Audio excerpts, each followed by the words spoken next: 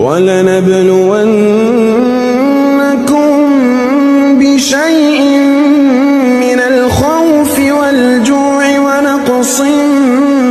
من الأموال والأنفس والثمرات